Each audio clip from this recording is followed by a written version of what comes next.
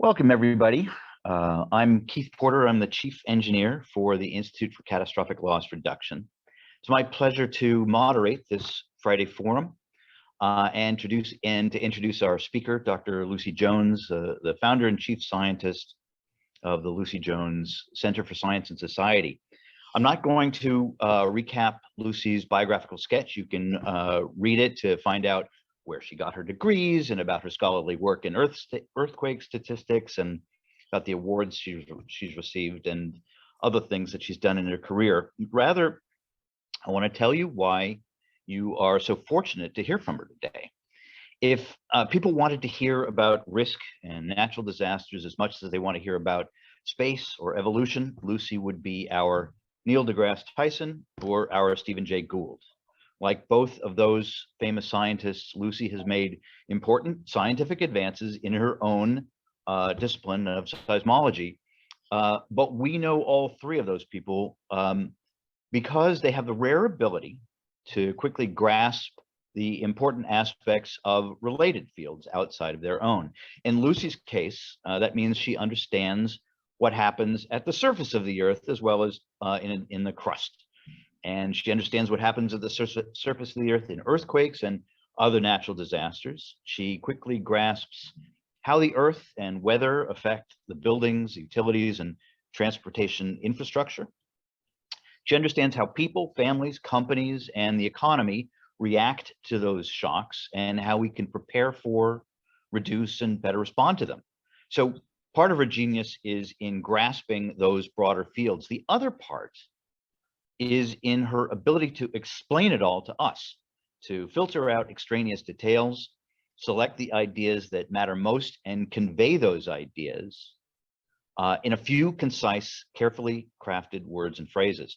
I'm grateful to have had the opportunity to work with Lucy over the recent decade, and I will always be grateful to hear what she has to say next. So with that, Lucy, please take it away.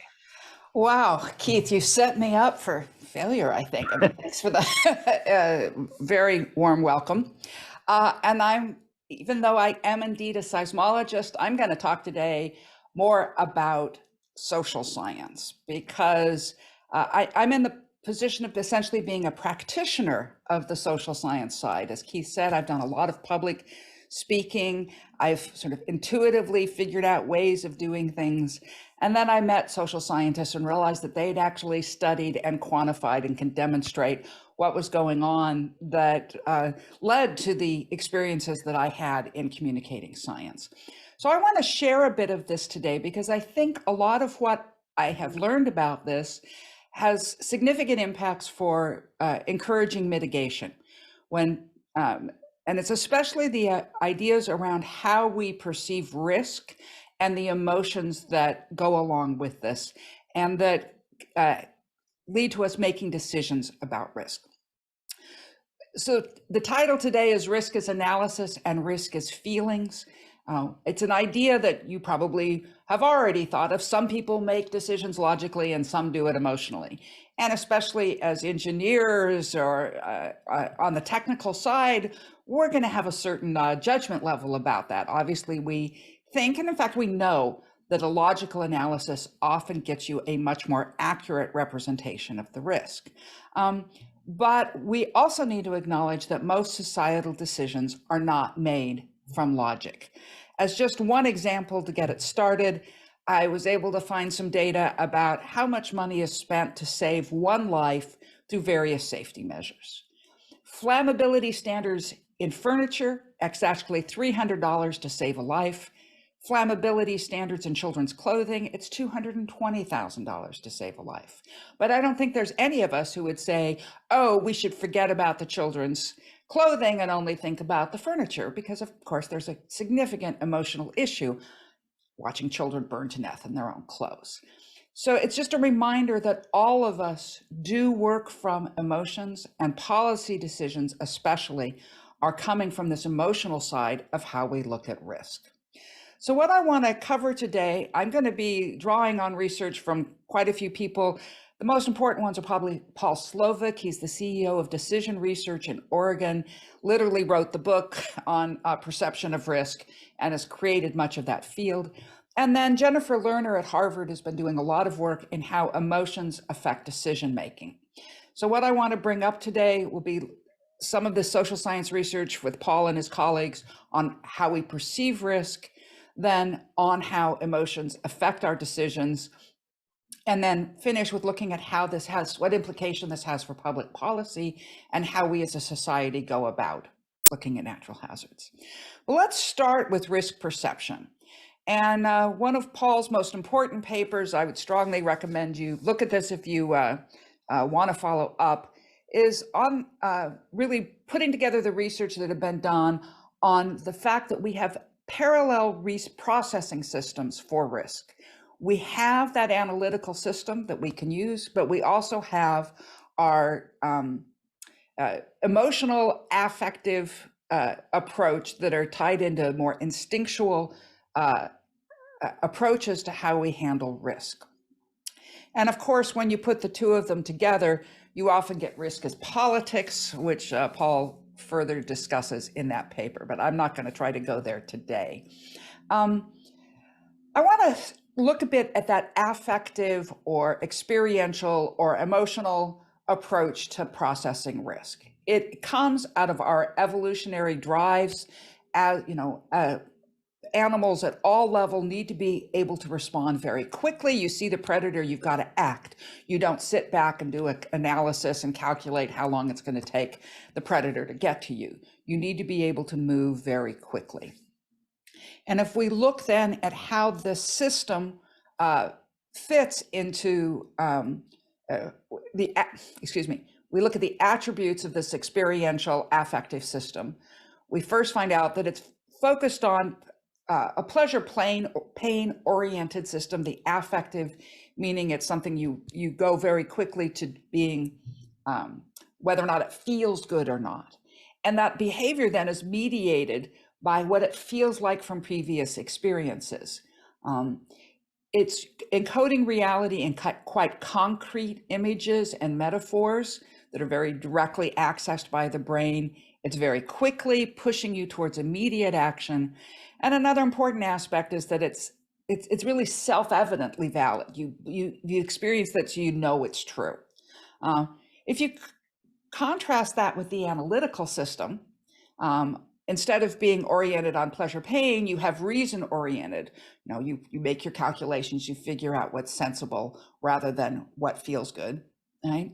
You do a conscious appraisal usually in quite abstract terms. I mean, think of the work that Keith does, and it's calculation of risk using abstract equations, words, numbers, towards making those calculations that'll allow you to be certain of what your answer is.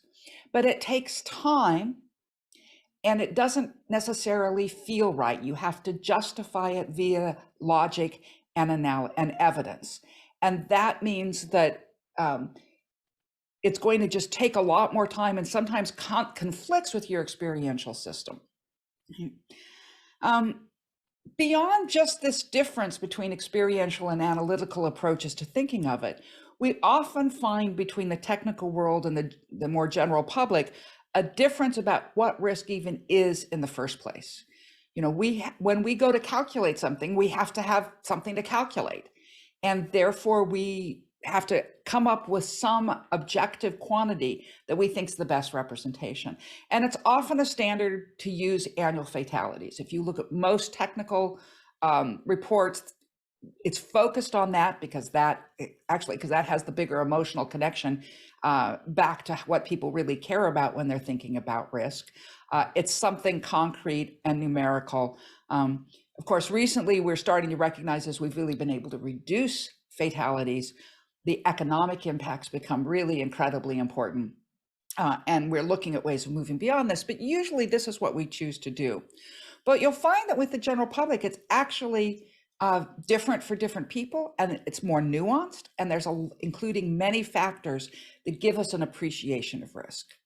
So some of the work that's been done in this field, Paul again has been the leader, and also his students and colleagues have been able to quantify or categorize the type of factors that increase a feeling of risk separate from fatality or whatever other numerical approach we want to look.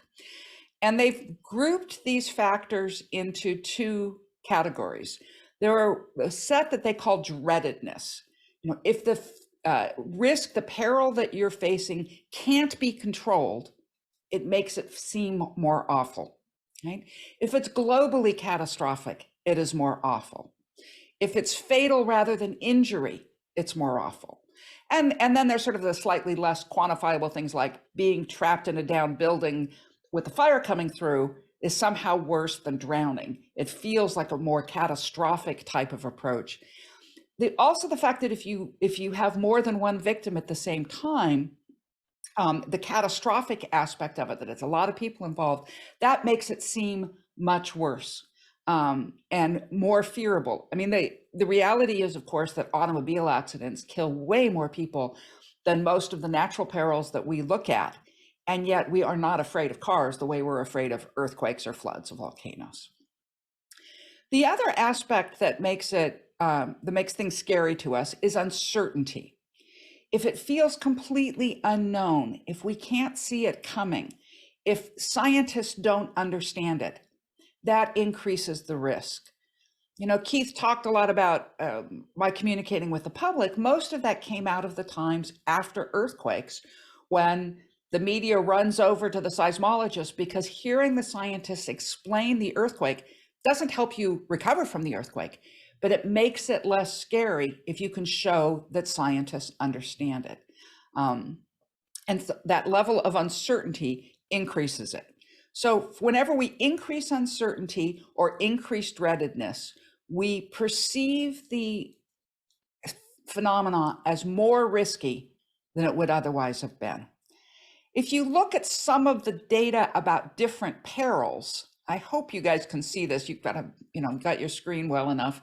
This is from an early paper of Paul Slovik's, looking at the degree of unknown risk and the dreadedness, and seeing where different phenomena fall on this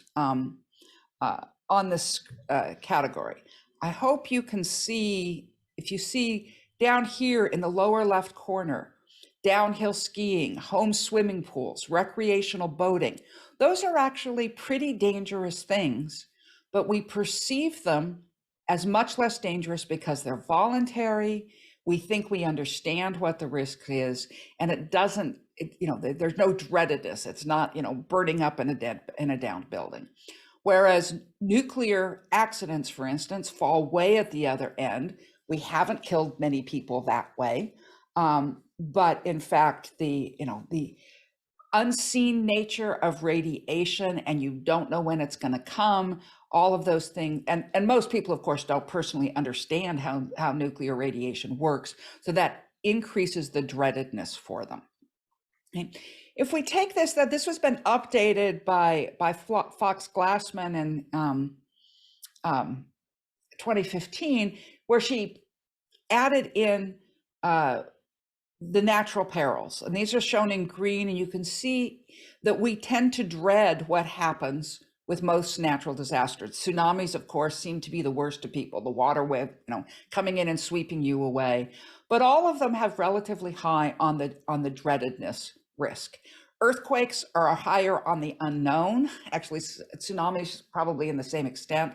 And all of those make natural hazards seem worse than the type of things, football or bicycles, that we have been in control of.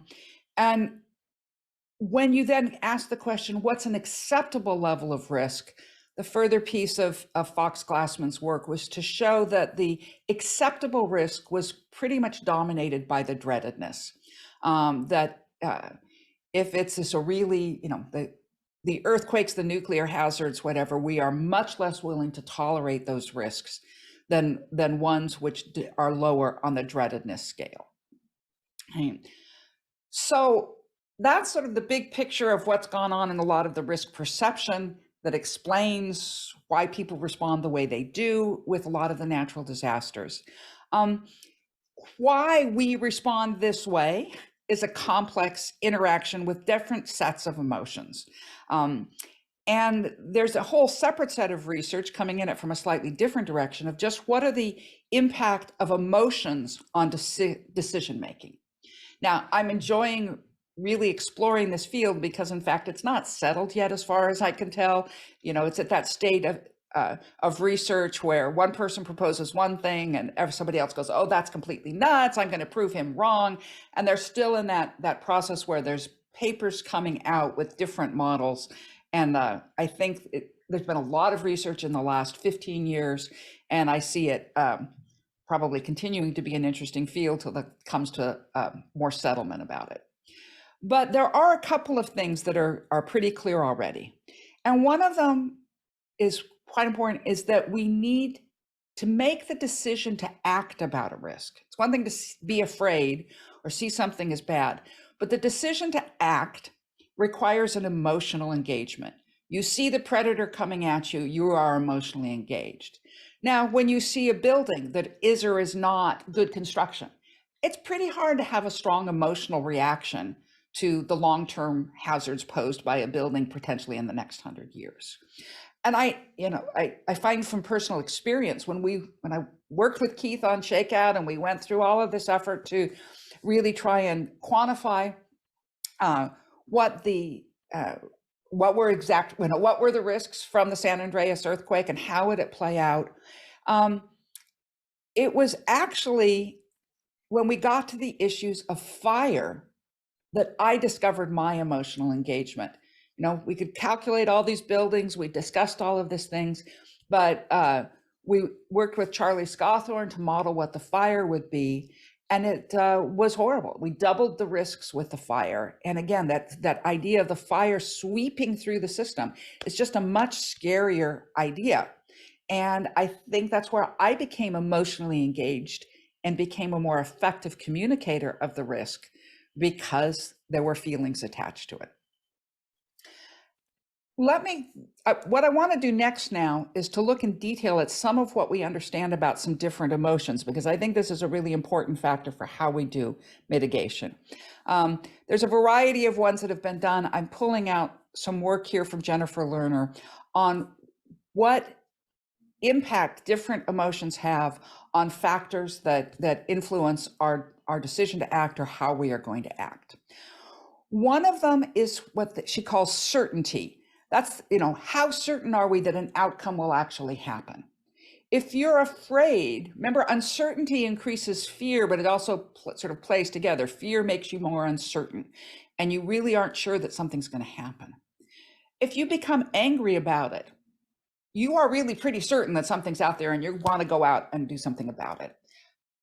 As a contrast to a more positive emotion of pride, you also have high certainty. If you're proud of what you've done, you're really quite sure that it's going to have a big impact. There's another factor that's called pleasantness, just whether or not you enjoy experiencing that emotion. Not surprisingly, fear and anger are negative emotions. We don't want to experience them if we can avoid it. Pride is a positive emotion. We enjoy feeling that. Mm-hmm. There's another point of, does it engage your attention? Fear and anger do a decent job of engaging your attention. There's a certain desire to avoid it because of the low pleasantness. Pride, again, more likely to want to be partaking in it. Do you believe that your actions will make a difference? How much individual control do you have? When you are afraid, you feel out of control and you don't believe your actions will make a difference. If you're angry, you have a much higher feeling, a much more intense feeling that your actions make a difference and you can do something about it. Again, with pride, also on the positive side, gives you feeling of control.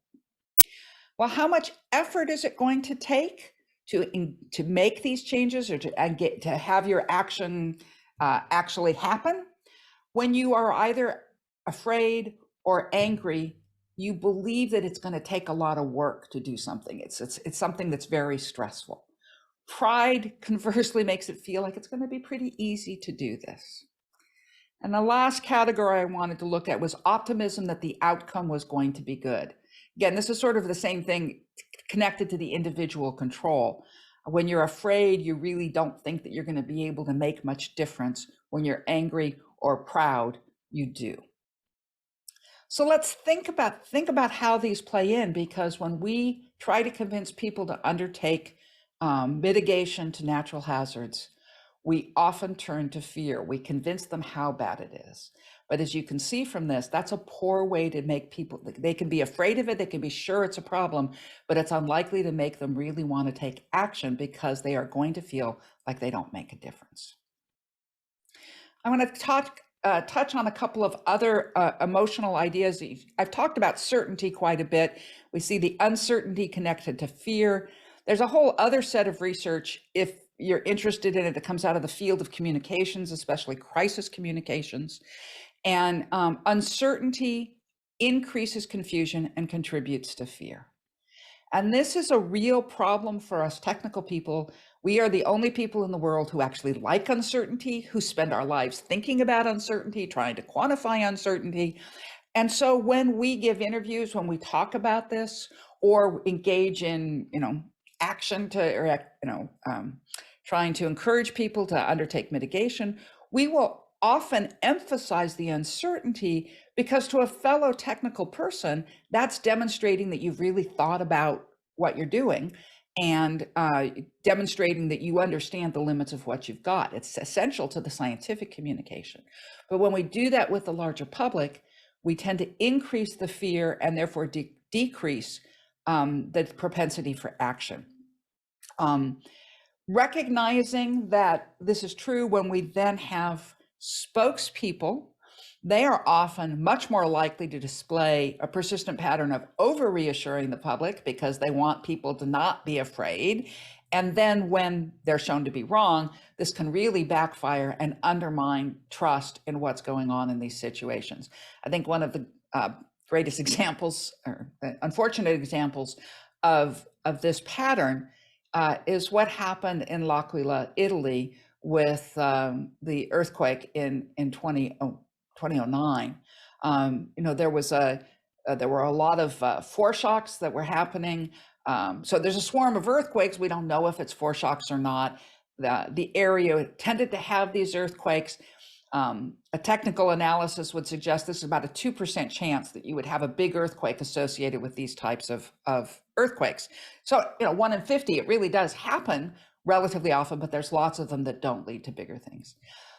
There were a variety of reasons that there was a lot of public fear. There was an individual who was, very absolutely predicting earthquakes based on examining radon anomalies, and the government officials were trying to tamp down the panic that was coming out of this quite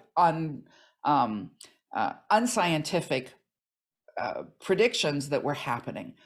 So they ended up with a meeting of scientists who said 2% chance this will be followed by something bigger.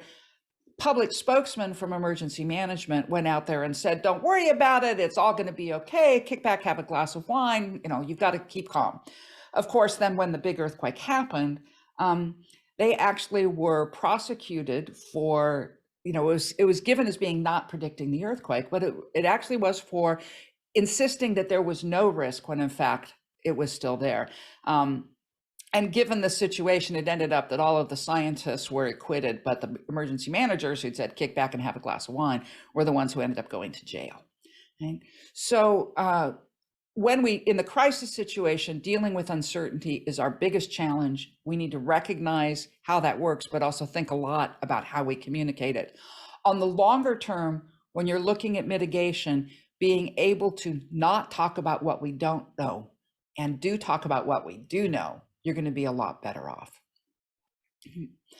I'm going to touch on another idea, another study that's out there, again with Paul Slovic, that probably the most important factor in making the decision to act is to believe that your actions will make a difference.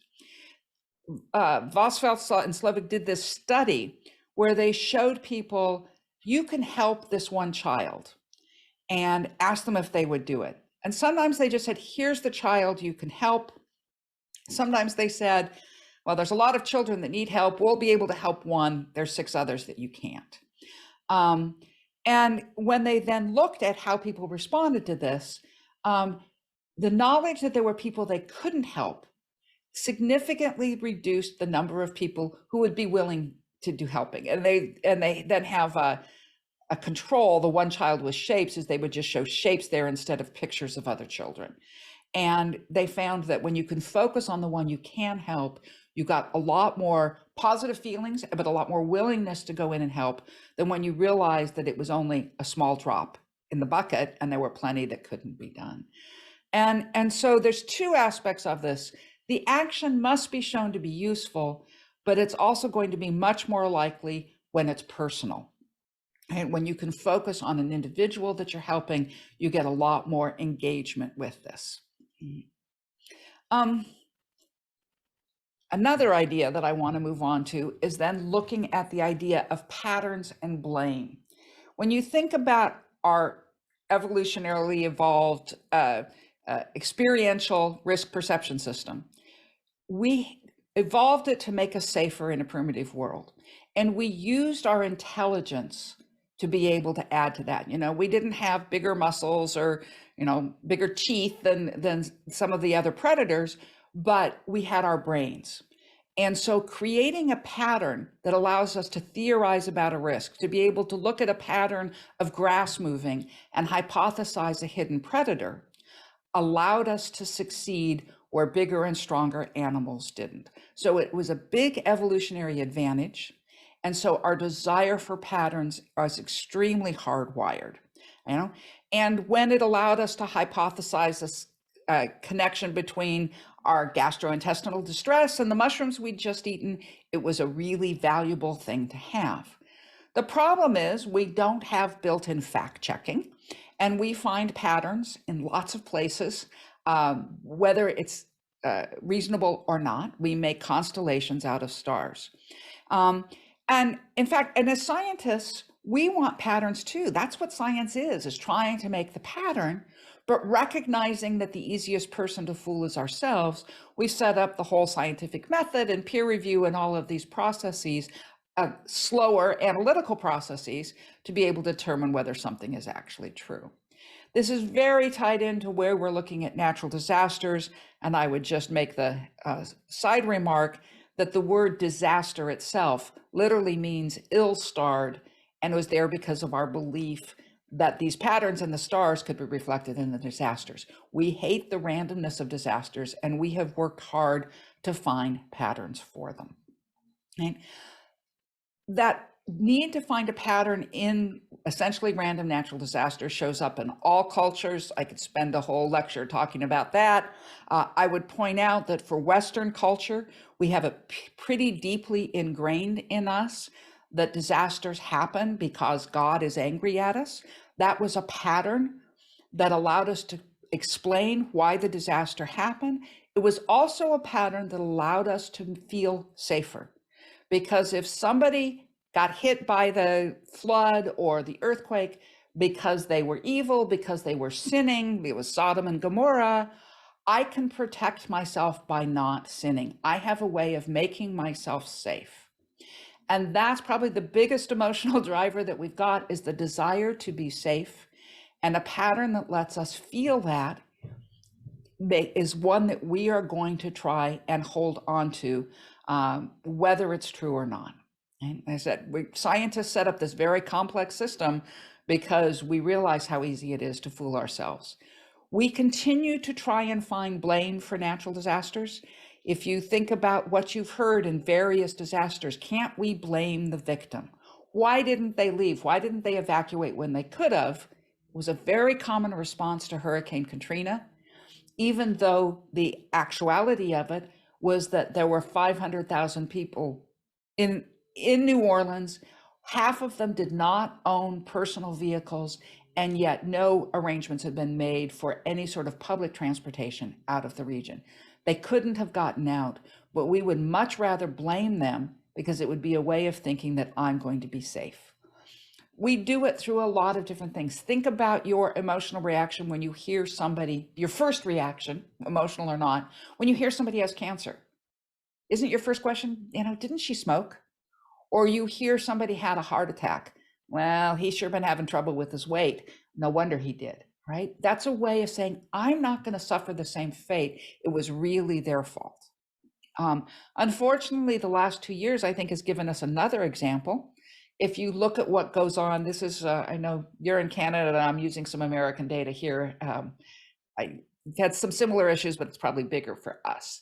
The unwillingness of so many people to take the vaccine. And it seems sort of crazy from a logical point of view. There is no question that the vaccine makes you safer. The chances of problems with the vaccine are worse than, the chances of problems with the vaccine, of course, are much, much smaller than the problems from COVID. And yet we're still seeing this very high level of rejection of it. But the one of the aspects of this is that if you accept that the vaccine is worth the risk, because in fact there are risks with it, you have to admit that COVID is really dangerous. And we have a set of people who've decided that COVID is no worse than the flu. And accepting the vaccine means accepting that idea that this isn't that bad isn't true. You have to accept that you're actually in a lot of danger to accept doing the vaccine. And so there's a swath of people who are feeling safer by not taking the vaccine. This one also raises another issue. If you think back to the beginning of the pandemic, we were all much more afraid. When the numbers were small, we were really focused on them. We wanted our vaccines, all of the things that we'd be able to do it. We now have so many people that have died, we've gone numb. And I think one of the really important things to understand about emotions is they do arithmetic very poorly. They have done studies where they look at how, if you see, well, that earlier study too, you have one child in trouble, you want to help them. If you have 5 children in trouble, you don't feel 5 times more intense. When you have 1 million people in trouble, you actually start being less emotionally engaged. Our emotions can't cope with really large numbers. And the bigger the problem becomes, the less emotionally engaged we become. The term that they use within the research is psychic numbing. It's worked, both ways.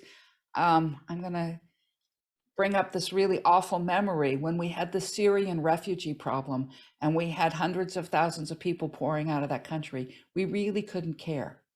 When this picture came out and we became aware of one child that died, the level of support for the Syrian refugee problem skyrocketed across Europe. So it works both ways. When you focus on the large numbers, we emotionally detach, and that removes us from the desire to act. We need to be personal, be able to move in and do it. So I've summarized quite a few different social science studies that I think have implications. And I just want to summarize here, which I think are some of the important ideas that come out of this.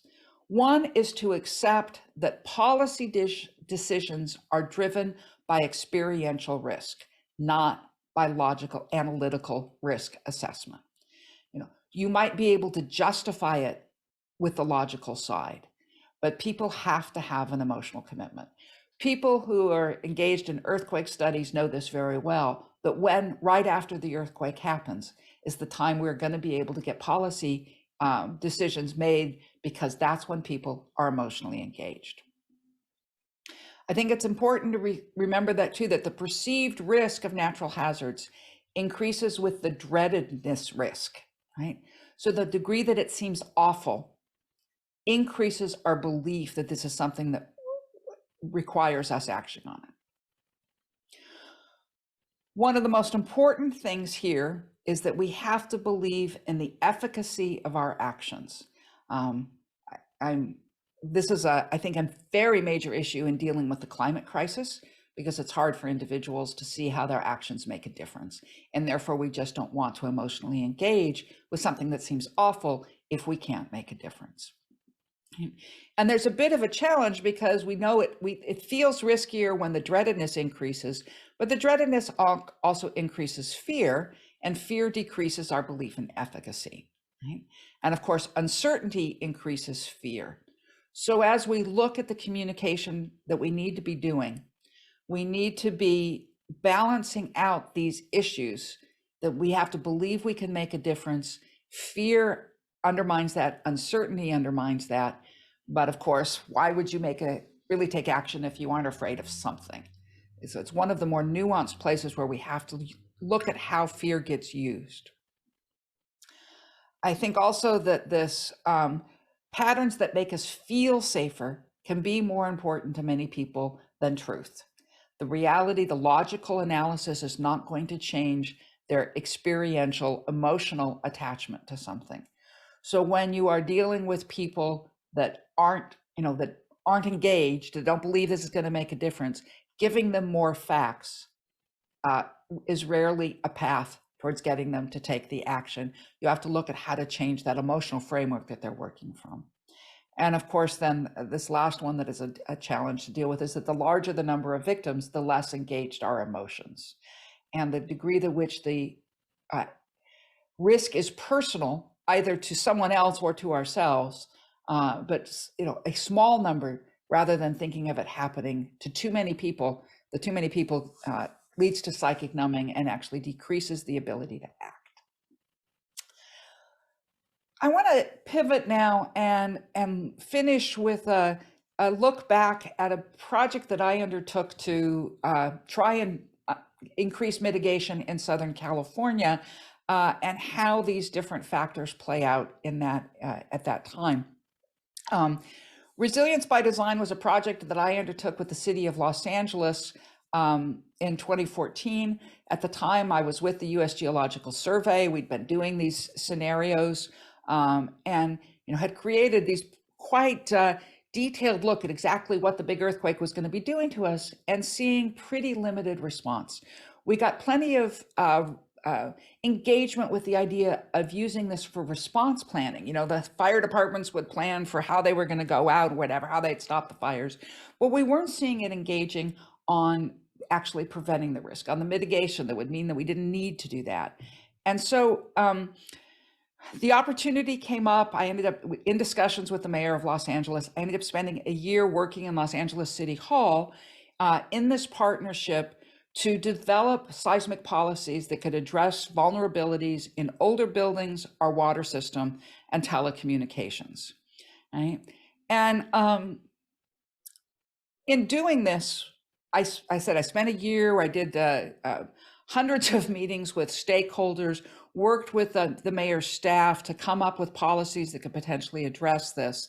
And it was extremely successful. In the end, we ended up with 18 recommendations for action. 5 of them required ordinances passed by Los Angeles City Council. All of them were passed unanimously. We ended up having over 15,000 buildings mandated to be retrofitted to reduce the risk that they posed. At this point now, 6 years later, most of them have completed their retrofit. The concrete buildings are having a much longer time frame, but almost all of the soft first story buildings, which is what I'm showing here with a particular vulnerability, have been retrofitted. There was also a major plan to commit to a seismically resistant water system, various ways to improve the pipes, to protect the aqueducts as they cross the San Andreas, improve the firefighting capability, and the establishment of an ongoing program within the Los Angeles Department of Water and Power to continue to enact this. This one has continued to go through, it's a very long-term process to upgrade pipes across the city, but it's continuing to go through, and I think is going to make a huge difference when the earthquake finally happens. We also found that by having done this with the city of Los Angeles, we were able to engage much more of Southern California. Now, you're probably not so familiar with the politics or political boundaries around here. Southern California is surrounded with a lot of faults. Los Angeles is the largest city with 4 million people. There are a total of almost 18 million people in the Southern California area. And because of and there's 192 other jurisdictions beyond the city of Los Angeles in the area. Because of the work we did with Los Angeles, we then went into a project with the Southern California Association of Governments, and 40 more cities in Southern California have now enacted some sort of seismic mitigation and legislation to move forward on this. So here's a time when, we were able to come in and look at mitigation and get a lot done. This is in fact probably the single largest undertaking of mitigation that's ever happened in the history of California. And I want to look at why I think it worked and why we were able to get the engagement. And a very important part of it is that the initiative, especially around, well, retrofitting both the pipes and the buildings, were successfully tied to a scenario. So we had created the Shakeout earthquake scenario. Keith was a major partner with me in creating this. And we had hundreds of pages of reports. We did a public version that was done as a story, a story that Southern Californians are writing. And it was, instead of saying, here's the probability, here's the things we don't know about when the earthquake would happen, it was saying, the earthquake's going to happen eventually. Let's tell the story of what's going to happen. And we were therefore able to increase the emotional connection to the problem because people could see themselves within that story. It also, we emphasized the financial outcomes rather than the deaths in this. And this directed attention away from the awfulness of the disaster. It helped reduce the feeling of dreadedness. And while that might have said, okay, now we aren't going to be afraid enough, in fact, it would allow people to look at a more concrete number that didn't inspire deep fear and move them into the emotional. And I think it helped keep it a bit more on the logical side and engage the emotions in a more positive way. It also emphasized consensus. That was one of the most important things I think we did with this scenario, is we engaged basically all the professionals in Southern California. And we didn't then have people coming out after we said, this is what's going to happen, having somebody else come and say, oh, but that's probably not going to happen, or this is a weird. And we still got a little bit of it, especially from people outside the region. Other scientists outside the region, but mostly we were able to emphasize everybody agrees to this. And indeed, when we wrote the scenario, we stayed away from, we worked out all the probabilities, but we didn't emphasize the ones that were still more contentious. We really focused on emphasizing the ones that we knew were really bad. So for instance, the concrete buildings, nobody doubted that. The tall buildings, how vulnerable they would be. There was a lot of conflict around just how bad that would be. We went ahead and put in, we think 10 high rises are going to come down, or I guess we put in 5 in the report. But we emphasized the concrete buildings so that we could be focused on the part that we weren't going to get conflict about. And that's just, remember that the focus on uncertainty increases the feeling of inefficacy. By focusing on the ones that everybody agreed on, people could feel like their actions would make more of a difference. And I think this leads to the last point I want to make about this, that taking action requires collapsing the probability to 1. You either 0 or 1, you either act or you don't act. And once you make that decision, you've essentially collapsed the probabilities. So what exactly the probability is relatively limited. That impact just doesn't matter that much. I think another important part in how we got this to work is that we engaged stakeholders from the beginning. I said I had hundreds of meetings while I was there. This was with a group of engineers, but I met with building owners. I met with preservationists. I met with business owners from across the region. And we created a community, and I think we created a sense of pride. I look back and I can now look at the research about pride and realize how important that was. I didn't, do it explicitly at the time, but I think that was important. We had a sense of community. We enjoy being in community. It makes us want to do it. You want to be part of the group. And then as we work together, we then created pride in this. And when the mayor would talk about the project, yeah, he and I were both fourth generation Angelenos. And he would always bring that up when we talked about it. His political instinct said, let's focus on the pride of what we're doing together. And I do think that by being able to not focus on fear, but rather focus on the pride in our community, allowed the project to move forward in a way that just wasn't going to happen in any other way. And the bottom line is, we're all, all of us technical people are people too. We also work from our emotions, and the degree to which we can recognize that is incredibly important. For me, I know that doing the analysis was the process that allowed me to be emotionally engaged, but it was still the emotional engagement that allowed me to go out and fight for these policies and convince others through the same way. I'll just leave it here. I don't know how many of you have ever seen this. To make the point that however much technical analysis you're willing to do, we still use our affective system at all times. We don't sit there and do analysis for every engagement that we do. We rely on it.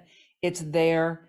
And we need to remember that you don't get people to make the emotional engagement by giving them more facts after they've already not been able to engage through the facts you've given them in the first place. We need to engage people's emotions in a positive way, which is why whenever I did any of these talks about this through this project, I almost always end with this slide, because we are all in it together, and it's by working together we get our sense of community. It's also where we get things done. So thank you. Thank you so much. That was fabulous, Lucy. Always interesting and always a new perspective. I'll stop sharing now, I think, because then we can see each other more. Yeah. Great. Now, we have 26 people in attendance. Please feel free to enter a question into the question and answer chat box. In the meantime, while people are thinking about what question to ask you, I have a question. I have a question about Slovak and risk to future generations. Now, this question may seem arcane, but has really important implications for allocating public resources for disaster mitigation. And when we do that, we often rely on benefit cost analysis. How much future loss are we avoiding through some mitigation measure? Now, economists, when they answer that question, they take gains that happen farther in the future, gains or losses that happen farther in the future, and discount them. They're worth less than the same monetary or other gain or loss that happens today. But that stands at odds with Slovak's sense of Slovak's writing about how risk feels greater if there is a risk to future generations, right? I mean, it should be the opposite. So, I guess my question is, I'll come to my question. It has to do with how we reconcile that, but I wonder if there isn't another connection to Carol Gilligan's ethic of care, our obligation to children, which clearly has an evolutionary value and therefore an emotional value, and therefore, perhaps a monetary value, which matters to benefit cost analysis. And we scientists obviously always try to mathematize everything, and that isn't always possible. And I often try to monetize it, which often is possible. But so my questions to you are kind of threefold. Is there actually a conflict there between the economics, the discounting of future dollars, and risk perception, as Slovak says? Second, can we quantify the value of protecting future generations because they are a future generation, as opposed to just some people affected some obscure time in the future? And my third question is, so the second question is, can we quantify that value? And my third question is, should we? Oh, boy. All right. I take it a step back and go, remember that the risk, the dreadedness, is coming out of your experiential system. And that's not the analytical system. And this idea of thinking of them as parallel processing with different uses, I find useful. I am not, for all that I think that the social science is key to how we're doing it, I don't think that that feeling of more or greater risk is actually a more or greater risk. And that once you're monetizing it or quantifying it in some way, which is useful, I mean, and you want that to be, as valid as possible. I think that the emotional connections are probably not, shouldn't be included in the monetized part, but rather say, okay, here's the practical, or here's the physical benefits, and acknowledge that there are separate emotional benefits that are non-quantifiable, right? And I think that that's, and sometimes I wonder, I was successful in Shakeout, not because I went out and said, okay, I need to develop a sense of pride and I'm going to do these actions. We did the actions, it was more sort of, I got to get them on board. How do I get them on board? And I look back and say, okay, that's what the benefit was. And let's make use of that and think, so here's the risk. That's completely on the logical side. And coming up with a consistent way of quantifying it, I think is really important. But then how do you use that to engage emotionally? And rather than saying it's wrong, and it's not, right? It's more sort of how to make those emotional connections. And it was like, it's not like I'm saying earthquake probability shouldn't be calculated. We need them to do the insurance rates, right? Mm-hmm. But talking about probabilities is not how you get people to engage with earthquakes. It's not that they're wrong, it's they're not relevant to that question. And so I think that I would still do the discounted, this is economically, the correct and viable and justifiable. But maybe don't emphasize that when you're selling it, right? And when you're selling it, and that's, one of the lines I used in Shakeout is, I'm a 4th generation Californian. I want my grandchildren to be able to grow up here, and they're not going to be able to if we're destroyed in this earthquake. And that would be like close, it didn't go into the analysis. It went into the sell job. Oh. Still waiting on a question from participants. Let me ask you a follow-up one then. If you think about it, the value that we place on a gain or a loss today has to do with what the evolutionary people would call homeostasis, being able to be safe and warm and fed and, so hierarchy of needs. Yes, exactly. Hierarchy of needs. But that hierarchy of needs, it serves a longer term purpose, right? We try to keep safe and warm, etc. today so that we can successfully reproduce. Right. I mean, if we could successfully reproduce without being safe and warm and so on today, the successful reproduction would take precedence. It is more valuable. It's more important. So I wonder if that particular conflict between emotion and rationality isn't actually won by the emotional side. The emotional side is trying to keep us,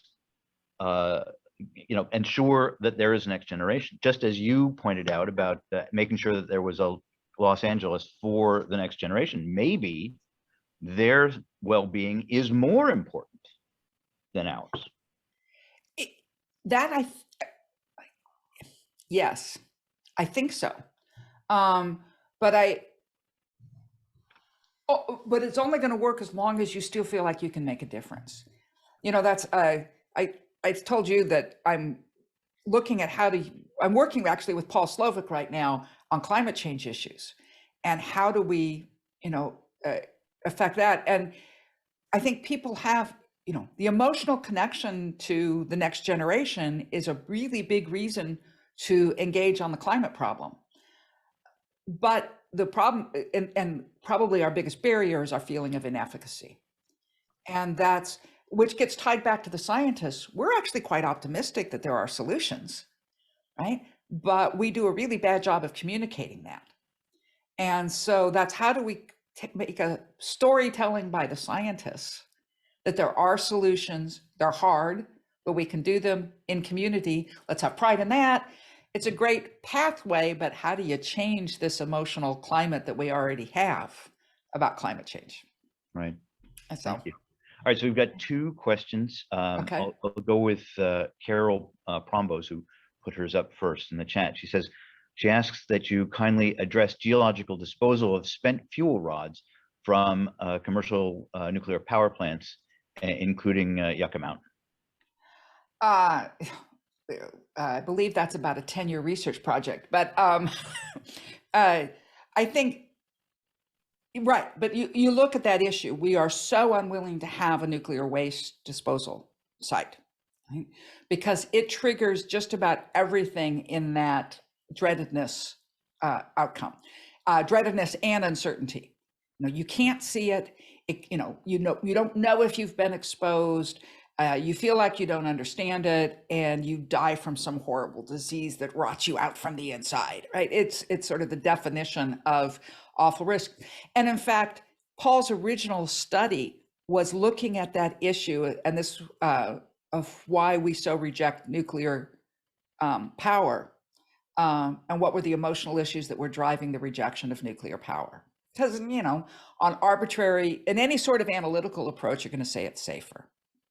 And when you look at nuclear waste, I think you're even more focusing on the awfulness of it and not on the benefit of it. So there's a less emotional reason to be wanting to do it. I do find it somewhat unreasonable where, well, I think this is the problem. We aren't finding the balance between the 2 risk analysis system, because we are demanding a nuclear test site or waste disposal site that will never be hit by anything that would allow the release of the spent fuel. And I've seen pretty ridiculous seismic standards for Yucca Mountain, and the amount of money spent on analyzing it instead of just saying, let's build it 10 times stronger than we think we need it. Right? We have trouble getting to that simple approach. And then because we don't do it, we are now leaving spent fuel sitting right next to major faults like at Diablo Canyon. Right? They are way more dangerous there than anywhere we would have considered of disposal. So I think it's a combination that we focused on our uncertainty in trying to analyze the site and made it seem more dangerous, and didn't talk about, the dangers that we're engaging with now. I mean, if it had just been simple, you can't build a nuclear power plant till you've figured out how to dispose of it. Of course, I guess maybe we wouldn't have had any nuclear power plants. Thanks. Our next question is from Philip Lesueur. He says, given differences in risk perception and the impact of dreadedness, what's a good approach for establishing risk tolerance criteria for policy? Or is that a fool's errand? I think you need policy people that are willing to really look at the issue. And is it a fool's errand? It's interesting. Before Shakeout, I would have said yes. The only time we ever get mitigation is in response to an earthquake. So we have to have that emotional driver. And it's still an important emotional driver. We always take advantage of a big disaster. But we did get our biggest mitigation ever without any actual earthquake, right? Yeah. That's a pretty amazing aspect. And I think that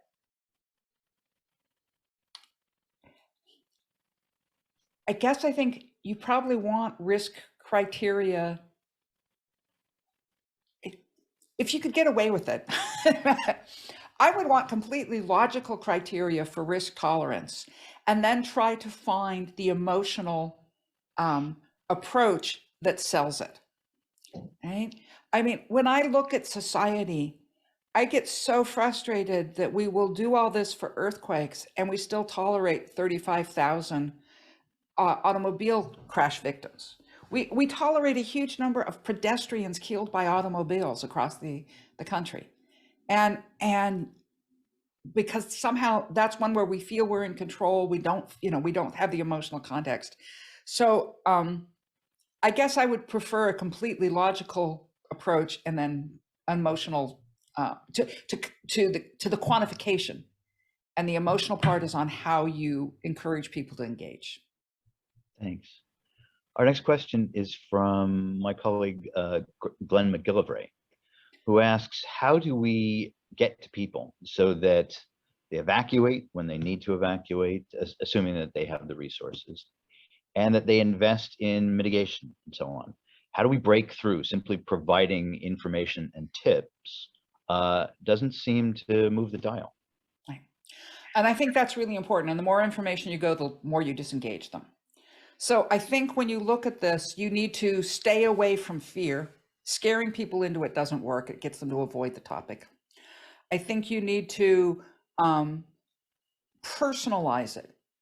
I think that was one of the other advantages of Shakeout and turning it into the story and trying to think about how you would fit within it. Or that horrible Syrian example. The one child made much more difference than the numbers. And I think that when you personalize it, stay away from quantifying how bad it is, because that's focusing on the large numbers that leads to psychic numbing. So don't get more, engage in an advertising firm. That's what they do, right? They learn how to sell stuff. In fact, my climate change program, the guy who's working with me began in advertising and ends up doing disaster preparedness for the World Bank through music and advertising campaigns. And it's been a really interesting crossover. So, spending money on advertising always seems wrong, but getting some of the ones that really specialize in this stuff, I can give examples if you ever want it, but it's, I think that's the way to do it. Awesome. Thanks. An anonymous attendee asks, since global warming affects a large number of victims, could that explain the quite little engagement? Same for COVID vaccination. And if that's the case, how can we change this perspective? Okay, so yes, I think a large part of the problem, well, I'm in a project right now where we are combining climate scientists with social scientists led by Paul Slovic and musicians to look at using music to change this emotional climate. And we have, so we've gone through a process of trying to understand what are the biggest emotional barriers to climate action. And the feeling of inefficacy is probably the largest one, just our belief that we can't make a difference. Now, I think that for Americans, and I think this probably applies to Canadians too, we are pretty individualistic people, right? So when you look at anything we do, like on disaster preparedness, we don't say, work with your community. We say, make sure you have supplies, protect your family. We talk about the things you can do individually. And it's actually a subliminally isolating message. Makes you feel like, you're going to be on your own. You got to protect yourself. It isolates people. When you try to do this for climate change, oh, come on. Yes, I drive a hybrid car. Do I think it's really making a difference? Not really. And I think we most know this. All of our individual actions up against a whole corporate global conglomerate that's putting out the plastics, that's putting out the CO2, my actions don't make a difference. It's interesting, we're doing this project with Japan. And in Japan, they're much more communal. They're much more willing to think of doing things together, but they're also more fatalistic. They've got sort of a cultural issue of inefficacy that's been grown up. And so I think the thing to do with the climate change is to believe that we can act. And the only way to believe we can act is to focus on communal action. Right? Our inspiration is the civil rights movement, getting out there and singing our way to working together. And I don't know what difference we'll end up making, but that's what we're trying for. Awesome. Any follow-up questions?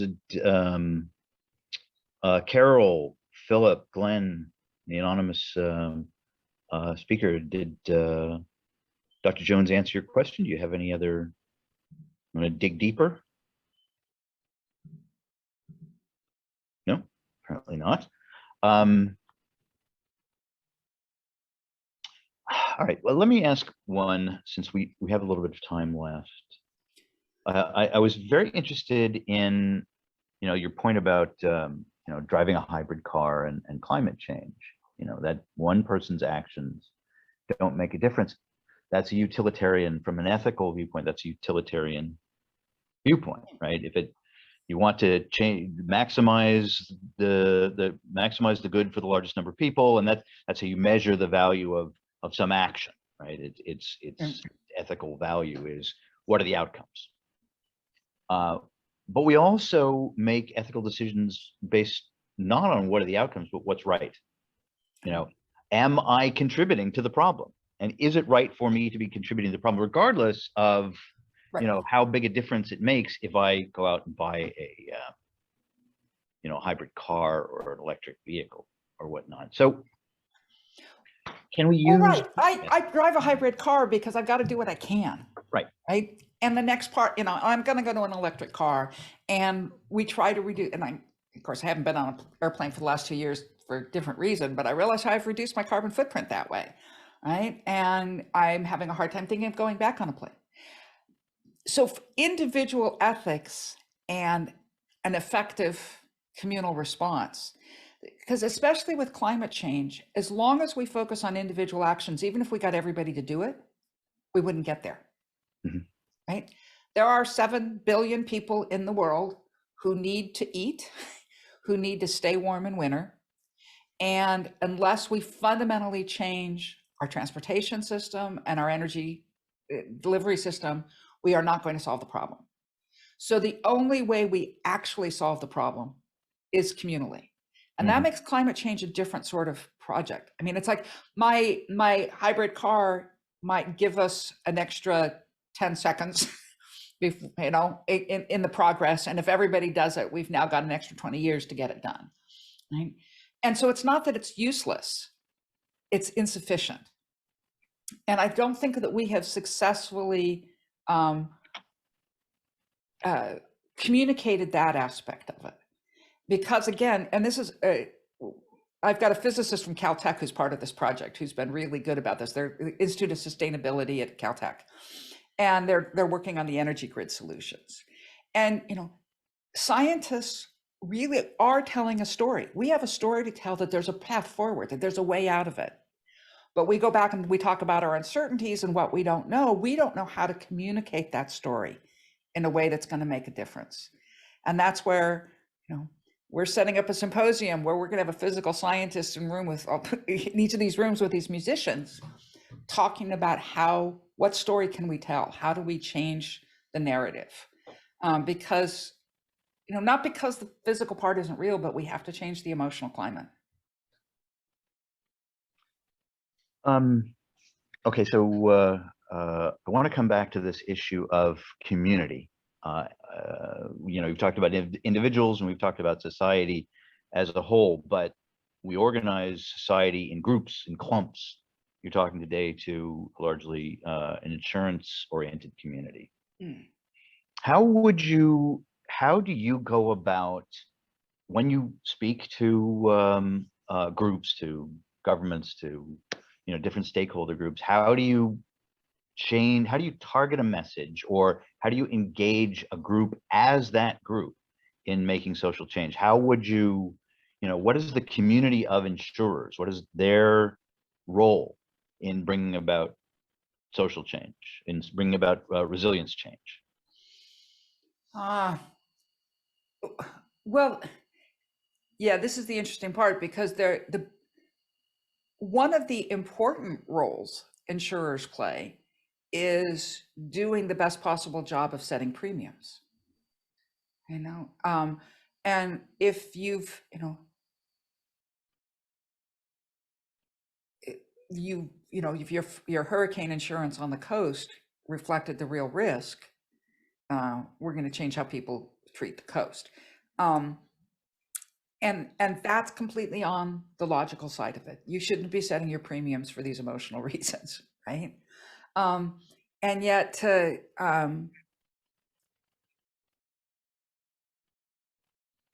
mean, the insurance industry has so much to lose from climate change.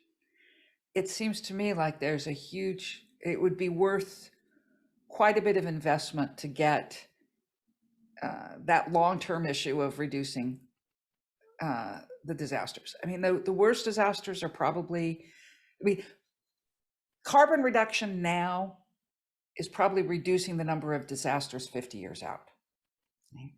Mhm. It's not reducing the disasters in the next decade, because we've sort of already baked in that increase of disasters by the carbon that's already there. But you know, if they can, that's an interesting question, and it's a real place where you put the analytical and the emotional together. And again, you know, so if the analytical is what tells you what your risks are, it does, as long as you can properly include things like climate change. And I think, I don't know, I actually am, as I'm saying this, I'm mumbling through this, I'm wondering what studies have been done to really try and estimate the increase in insurable disasters versus time versus carbon goals. You know, if we can stick to, if we get our 2050 goals actually in there, how much is that going to change insurance payouts in the second half of the century? I have a feeling if you really looked that through, you'd discover that there's a lot of money at stake. I think a lot. And the other thing though is insurance. Well, you don't get a lot of advertising with insurance because people decide they need it for, you know, it's usually not an emotional decision to do that. It's mostly coming out of the logical side, right? Yeah, I mean that I noticed that throughout your answer, you were specifically addressing the, you know, the transaction, the money, Right. but your talk is all about the emotion. Is there, or should there be an emotional element? Can there be an emotional element to the interaction between insurers and the public, or between insurers and some other group? Well, I'm not sure. I'll throw out just sort of another direction, one that that's come out of this climate change direction. I said we're doing this biculturally between Japan and the U.S.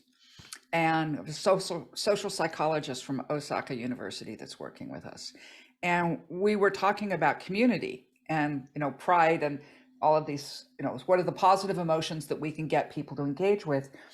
And it was very interesting to hear the pretty significant differences between the about how they think about community. There was one really big one, is that at least traditionally in Japan, when you talk about community, you know, like a community in a village, it's not just the people, it's the land and the ecosystem. They're part of the community in a way that's not true in the West. And that should make it easier to engage climate change as an issue for the community. But they have a model for what does community mean, and that there are sort of a four-way thing, that you can have community that's people-centered, that the connections are between people-centered things, versus essentially a mercantile. We were trying to come up with we didn't translate the word really well, but the more economic associations between people. So that's one type of division between types of communities. The other division is whether it's voluntary or involuntary. That if you live in a village, it's an involuntary community, right? It's required by being there. And whereas many of the commercial associations are a voluntary community. And there's a model within their social science that the greatest value and the greatest both ethical value as well as personal value is a community that's human-centered and voluntary. You know, so and it's something that is back to one of the things that's happening with the internet and the globalization of the world. we can create community with people that we aren't physically connected to, and therefore we're seeing a great increase in these voluntary communities. And essentially, we're saying that we're trying to create a voluntary, human-centered community around climate change action through this project. But I think that I'm not sure what the answer is. I'll put that out as a way of thinking about it, because your insurance is a mercantile association. It's voluntary. How much can you put personal into that association, as opposed to a solely mercantile? That there's insurers have a value behind having a safe community, right? So there's a lot of what would appear to be people-centered that has a commercial value as well. And it would be a place where you could potentially really try to merge those. But I don't know what that answer is. Interesting. All right, so we do have a couple more questions. Kimberly Refuse says, this is excellent. Just wondering, in climate change, how you get people to want to take action instead of as participants at the end of a presentation saying, I am glad you're working on this issue, to the presenter. Is weaving hope into the message part of the answer? I think it is, absolutely. And that's, as we've been looking at these issues and the emotional issues, there's the feeling of inefficacy, but there is also the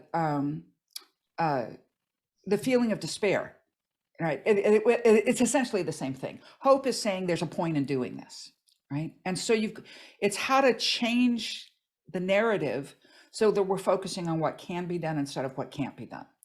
And focusing on fear, it's going to be this bad. Look at all these people that are going to be destroyed. That's going to make people not want to do it. Focusing on hope and on personal action. But the personal action probably has to be communal, right? The personal action is joining a community and getting your community to do larger. And I think that, cities that are undertaking carbon neutral policies, those sort of places are where we can start making changes that'll actually make a difference. Awesome, thanks. Alex Struth says, back to your focus on effectively encouraging disaster mitigation. You mentioned the need to personalize the disaster, focusing on things you know rather than on uncertainty, etc. I wonder about the interaction between decision makers and the public. Do you use different methods to reach these different groups? If you reach the public, are you also reaching decision makers by default? Do you focus your message specifically on the decision makers or on the public? Yes, sort of to all of that, right? I think that they are different. When you talk with the public, decision makers are part of the public. But it's one of the challenges I've actually found that, I have the opportunity for a lot of public communication. The media talks with me and Twitter and whatever. And yet, just like with climate change, it's very hard to get the really big solutions individually. Right? And so you really want the decision makers, and yet the venue is often the public, and what's the connection? And the problem too is if you give a message, this is actually a challenging area. It's not a one solution, because the message for the decision makers can sound to a more general public, I can't do that, and increase their feeling of inefficacy. One approach I've taken, I did actually have the Los Angeles Times ask me to do a piece for their big earthquake preparedness thing that they did. It was a special issue in like June or something. What I ended up writing was, forget the kids, talk to your neighbors instead. And rather than, not that kids are bad, and I had to be careful about that, though I mean, the focus on kids is that isolating, you've got to take care of yourself message. And besides, putting it all in one place so you can leave, where are you leaving to in an earthquake, right? We don't predict it. This isn't a hurricane. But that the real solution is having worked with your neighbors and making it a neighborhood you want to stay in afterwards. And so that's where I've sort of tried to thread this needle, because it is a really difficult balancing act between all of this. And that's, try to focus on getting people to connect with each other. And in fact, we've developed a program, we're getting funded now to do it, to connect community organizations to each other and get them to work together to find earthquake resilience measures. Because if you have like all the schools and churches in a city going, damn it, we really need this, you're much more likely to get your decision makers to want it. And helping them understand, I could help my neighbor. Hey, I've got a, I've got a fellowship hall. I've got a place that people could stay. I've got a, or whatever their resource is, and how do they help their neighbors? There's a subliminal part of the project is to connect them to each other, because I think the other social science research I didn't mention here, but I think is very powerful, is the communities most likely to recover from a natural disaster are ones that already had a high degree of social capital. With social capital being the idea of a way of describing the level of connectedness between people. And high social capital gives you people who know how to work together and gives you people who want to stay. And so it's sort of unsurprising when you think about it, but it's quite quantifiable that your best chance of recovery is if you've got that high social capital. So taking people's fear of earthquakes and turning it into something that increases the social capital within a community seems to me a way to try and work around those problems. We still have a few minutes left, and I have a follow-up question. Now, I happen to know how you became the earthquake lady. You've told me that story in the past, but the day before that, I think it was Morgan Hill 1984 earthquake. Was it? No, I'm not that old. Landers in 1992. Actually, Joshua Tree. Okay. Yeah. Right. Anyhow, the day before that earthquake, you were a scientist who kept in your lane for the most part. And because of a contingent, scheduling situation, you got thrust into this role of, beginning a walk down the path towards being a part-time social scientist. Now, everyone else on this, all of our participants here today, they do finance, they do insurance, they do various aspects of a discipline, just like you were the day before Landers. Do you have advice for these people our attendees about staying in their lane versus stepping out of it and heading down a path towards being about other disciplines, other social science, bringing about change? I guess I think we all need to look outside our silos to some extent.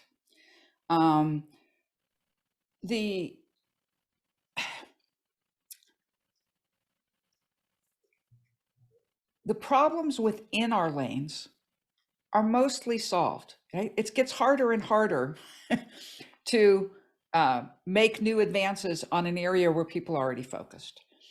There's much more interesting things to tackle and accomplish at the intersections because it's harder to work there. Okay? And especially when we're talking about these type of issues especially around climate change, we can't do it alone. We need everybody. And the question is how you go about doing it. And like something like this, I find myself, it's taken 20 years to feel comfortable talking about social science research in a talk, right? Because that is not my expertise. And there's a lot of cultural norms within academia about how you work with others that I think is that keep us in our lanes. You've got to make sure that you acknowledge the work of the other people, and you're only supposed to talk about your own expertise. But one of the things I discovered, I think it came through talking about my own expertise, is realizing that what people needed was not what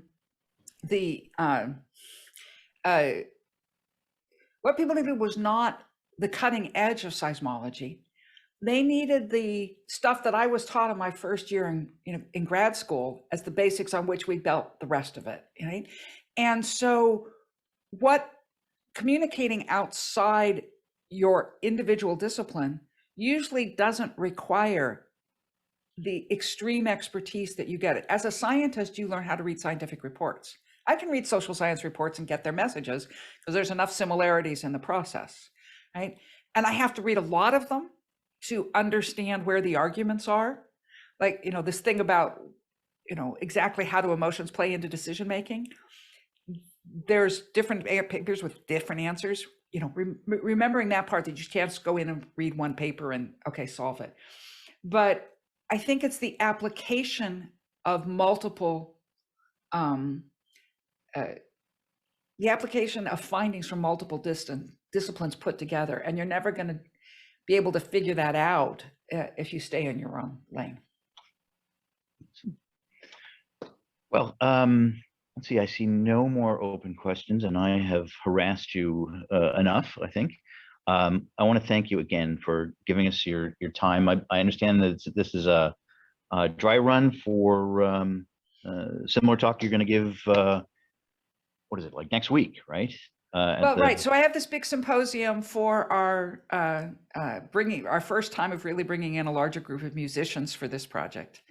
And then actually, I'm going to use part of this for the 50th anniversary of the 71 earthquake, which was actually last year, but COVID. Right. And so talking to a complete group of engineers, close enough to insurers. You're on that side of the problem.